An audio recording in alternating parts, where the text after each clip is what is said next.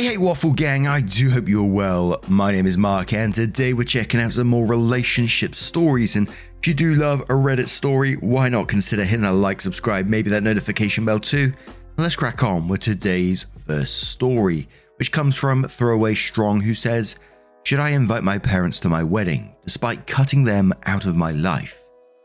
To give some background, one day when I was 16, I was out with my friends at the mall when I caught my mum out with a man I didn't recognize. He had his hand on her ass and they were just walking out of the mall. I told my friend to follow their car and I found him leading her into his house. At this point, I am freaking the F out. I'm thinking my mother is having an affair and I'm literally shaking with fear. After I eventually catch them, I go off in a frenzy on her for cheating on my father. She frantically calls my father. Eventually, they both take me home and explain to me that they're in an open marriage. This just destroyed me and I cried the whole night. I begged them to stop all of this for my sake. I just wanted them to be normal. I told them I couldn't stomach any of this. They stopped for a little while, but then after a month later, they started again. From that point forward, I couldn't look my parents in the eyes. I wanted to vomit every time I saw them going out of the house alone, and on one day when I saw my mother dressed up nicely and going out alone, I started bawling out and crying. And after I calmed down a bit, she went anyway. She didn't come home all night. The whole thing just changed how I viewed my parents, and the more I was around them, the less I wanted to be. With this in mind, after that day my relationship with them just ground to a stop. I had to mentally completely disconnect from them in an effort to not go into depression. My only goal became to get out of my house as fast as I could.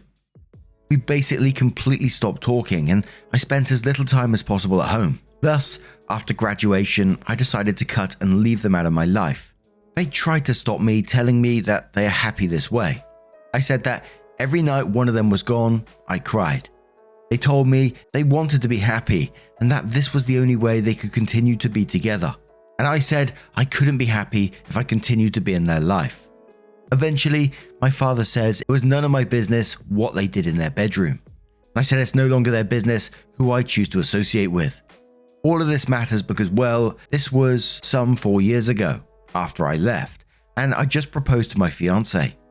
Then I got a call from them, and while I usually never pick up, I did this day. We talked normally. They asked me about my fiance. They have met her. We are high school sweethearts, and I told them. She asked if it would be okay if me and my fiance came to visit. I said I couldn't. I know they are still having sex with other people, and the memories just won't go away. Every time I talk with her or think about it, I just want to gouge out my eyes. Then she asked if it would be okay if they came to the wedding. I said I'd think about it. My fiancé has said maybe it's time to let them back into my life. Nevertheless, maybe it is their right as my parents to attend my wedding. Should I let them? Edit, just some clarifications. I'm not malicious against them. I just don't want them to be a part of my life anymore. If they want to do what they want to do, fine. I'm doing this because my fiancé says it's time I try to reconcile. She knows how deeply I don't want to, and she has said at the end of the day it's my choice. But she has also asked me to try and make a change, if I am ready. I love her, and for her sake, I will try. I'm not particularly religious, as I question my religion all the time. I do go to communion, as my grandparents used to take me all the time. But I'm not even sure there is a God. But if you make me put it on paper, I would put down Catholic. Other stuff about me, I'm a pre-medical student, and I'm paying my own way through college. Everyone is saying it's their life. Great. And I'm not stopping them from living it. I don't try to stop them, and the only time I did was the 2 weeks after I found out. I just don't want them in my life. That's all it is. Look, this is the best I got. You telling me to grow up ain't helping. Second edit. I don't get this. Maybe this was the wrong platform for this. Nevertheless, I've had some very kind people reach out to me, but I think I just need to give some more info that might help everyone here figure out what I am thinking. Just stand in my shoes for a moment. Imagine you are told, family is everything. You go your whole life thinking this is what family is. You see your parents together and you think they are like 99% of families out there. Then one day you find out this isn't the case at all and you find it abruptly. Your entire concept of a monogamous marriage collapses. Then, instead of trying to help their son figure this out, they tell you you're overreacting. You can't breathe. You want to leave the car. They won't let you. They keep driving. You think your windpipe is closing and you jump out the car. They yell at you for jumping. They take you home. And while in the middle of having a panic attack, you see your mother put on lipstick and then you think to yourself she's going back. You beg that just for a little while for her to stay. She says she will. She calms you down, and then a little bit later you see her leave. Then you go to your room. Who do you tell about this? Who do you talk to? You cry and cry and cry, and no one listens. No one comes and no one says anything. And next morning you see that your mother isn't home, and then all those days when they weren't home colliding in. When I had baseball practice, was my father really busy? What about on my birthday? I taught myself to shave. I taught myself how to ride a bike. I taught myself to basically even drive. But they had time to have sex with others. Then everyone the next day pretends everything is normal. To you, these people aren't the people they said they are. They are laughing and going about their day like everything is normal. You eat your toast and you push it down thinking, don't think about it. Don't think about it. You see everything now and nothing makes sense. You see them leave and you cry. You beg them to stop for a little while, and they do, but then it all starts again. For the next 2 years, you live in your car, your friend's couch, or in school, because you're scared if you go back, you'll have a panic attack. You feel like a stranger in your own home. You don't recognize those people. They lied to you about this. What else did they hide? Update/third edit. After talking to some people in the chat, it's obvious that even if I don't go to therapy for my parents, I need to go for my fiance. I don't think I will let them back in my life completely, but after talking to another Redditor and my fiance's insistence, I will call them to arrange for a meeting in a coffee shop. I want to write down everything I want to say to them, so in case I freeze, I can ensure I know what I want to get across. She will be there with me, of course, so hopefully I will have some support there. So obviously there was a lot of questions where OP responded and gave extra information, so one commenter said, okay, questions for you. If your parents found out you were living together before marriage, would you think a reaction similar to the one you had would be reasonable? If you were to marry someone from a different race or religion, would you think a bad reaction from them would be reasonable? If you turned out to be gay, would a bad reaction from them be reasonable? Why do you think they lied to you? When exactly do you feel it would have been appropriate for them to tell you the details of their sex lives? OP responds and says, no, I don't think it would be. But I date someone outside of my culture, and they did freak out. I was told I shouldn't date her. OP then quotes, if you turned out to be gay, would a bad reaction from them be reasonable? OP responds and says, no, I don't think it would be, but they did ask me numerous times if I was gay, specifically my father. They told me how it was a disease. 3. Why do you think they lied to you? When exactly do you feel it would have been appropriate for them to tell the details of their sex lives? And OP responds and says, I think they lied to me because my whole life they sold me on the conservative idea of marriage. A man and a woman fighting against the world with just each other. Then one day I found a man groping my mother's ass. I think it would have been appropriate to tell me before they tried to hang out with their sexual partners in public. OP then gives another update which says, last few words as I couldn't add to the other post after it got deleted or something. I've had a long talk with my fiance and I do need therapy. Also, I will not be inviting them to my wedding for everyone's sake. Nevertheless, I am making this last post after I wrote something in my reply to another comment that I think helps contextualize what I wanted to say here but couldn't the first time. In a direct message, it was suggested to me that I post this as a standalone post. Why? I don't know.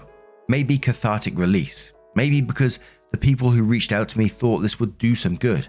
I don't know, but here it goes. What hit me the hardest was 4 things. My entire life, my parents led me to believe that the reason they couldn't come to my games, sometimes miss my birthday, or didn't have time to teach me how to ride a bike/drive was because they were making these massive sacrifices. When I asked why my mum wasn't home or dad wasn't home, they used to tell me that they were working late. When I found out, it clicked in my head. They had the time, they just didn't want to spend it with me. How many nights did I have to make my own dinner? How many times did I tell my teachers my parents were late to pick me up because they were busy at work? How many of them knew what was actually happening? It's not a large town. They knew, I'm sure. When I figured it out, they were not there for me. When I needed them the most, they left me in my room to cry it out. The one moment that will forever be burned into my brain, that and of course, finding my mother on the couch with that stranger. After I found out and we got home, I was having a panic attack. My fingers were crossed up and I was hyperventilating. I couldn't move my limbs. My windpipe felt like it was closing, my lips and tongue went numb, and my vision was getting black spots to appear in front of it. In that moment, I saw my mother looking at the mirror and putting on lipstick. We had just gotten home from me having caught her with another man in his house. An image that troubled me so deeply that I had just jumped out of the car because the situation had made it hard for me to breathe. In the midst of this panic attack, she was preparing to go back. After I calmed down, I begged, on my knees, gripping her legs, tears literally rolling down my cheeks, for her to stay. She promised me she would, but then she left. I watched her walk out an hour, maybe two, after the promise she made to me. She went back to his house and I knew what was happening there. She didn't come home all night and I just cried the whole night. This hit me so hard. I meant nothing to them. I genuinely thought I was going to die, but she'd rather spend that time with him. I always viewed my mother as caring, but that's because she never had to give anything up for it. When I asked her to stay, she had a choice to make, to show me she loved me and be there, or to get her carnal desires fulfilled. She chose the latter, and it was devastating.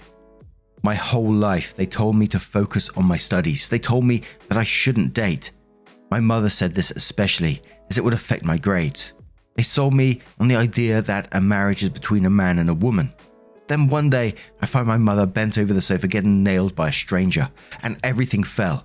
It made no sense, and they just said, well, this is who we are, accept it. These people never gave me the sex talk. I was so ashamed of myself when I was young. I confessed I masturbated once, and my mother lost it on me. I was so ashamed of myself my whole life. Then I find out one day that their carnal desires are blessings, mine are sins. The last thing was that they never stopped for me. I got them to stop for a month barely, but even then, I'm lying about that. They just made it much more discreet. I know they visited them when I was at practice, but that's just a gut feeling. I begged them that I couldn't handle this, just to please, please, please stop this. They didn't. After a month, it was back to normal, but this time they just went about it like nothing happened. First edit. This took some self-reflection and a little too much time to dig out memories that I had blocked out. Also, if you know cheap therapy options, please send those to me. Next edit says, everyone is sending me direct messages saying I shouldn't reconnect with my parents and that my fiancée shouldn't be pushing me to reconnect with them. She isn't, not anymore. Not since I've sort of explained all this. If anything, she has told me that I shouldn't, and maybe it's best if I leave that door closed. I want to see them again. I want to read them exactly what I wrote above, but in first person and look them in the eyes while doing it. Then there was a relevant comment from OP which says, I wrote a speech, I want them to hear it. Please note, another Redditor helped me write it. I feel as though I never got closure. I wanted it so bad, it makes me hate them to this day. So here it is. I wish we could regain a relationship, but I'm not ready for that. You have the right to live your life however you choose. I've left you to that, and I need you to leave me alone. What you didn't get then or now is that you betrayed me with your lies and omissions.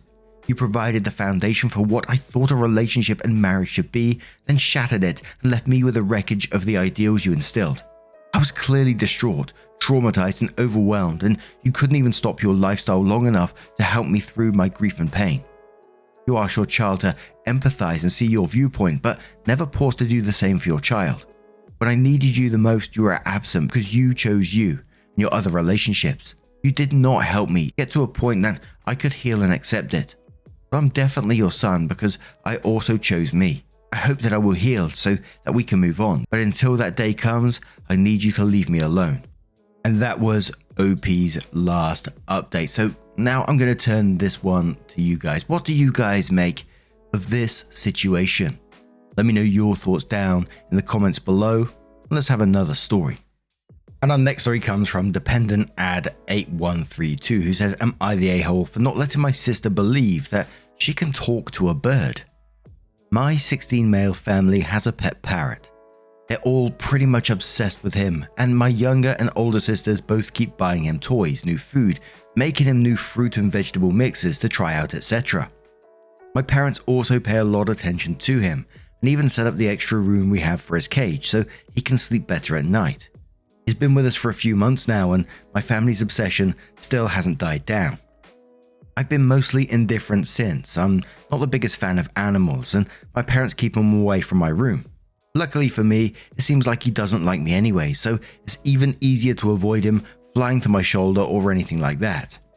The problem though is that today my sister Emma, 10 female, was quietly talking to that bird.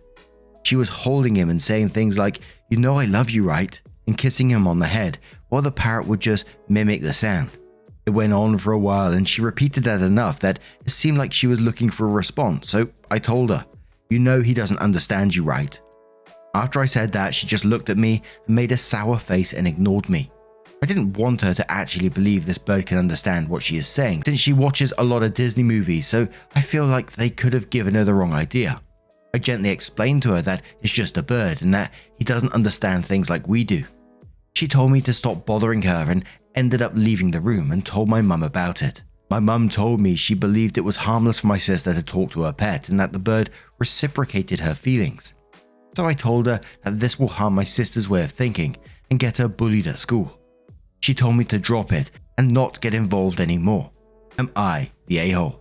I think my sister is old enough to understand what I'm saying, and my mum is just too nice. This one made me chuckle because this dude would certainly have a problem with me the way I talk to Poppy. Little off topic here, but I was trying to install a mod on a game called Assetto Corsa. I like sort of driving sim games every now and then if I get some time. And I was trying to install a mod on this game and it was so frustrating. I couldn't get it to work. And so I sit there talking to Poppy about it, saying, "Oh, what could be the problem here?" And looking at her and she's staring at me and we're trying to come up with a solution together here. And I'm staring at her, she's staring at me. Then suddenly the idea comes to my head, which fixes the mod. I swear she telepathically told me that. I know, I'm just crazy, but...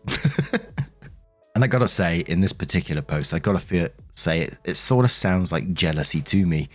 Not sure whether that's fair to say or not, but it certainly sounds like it.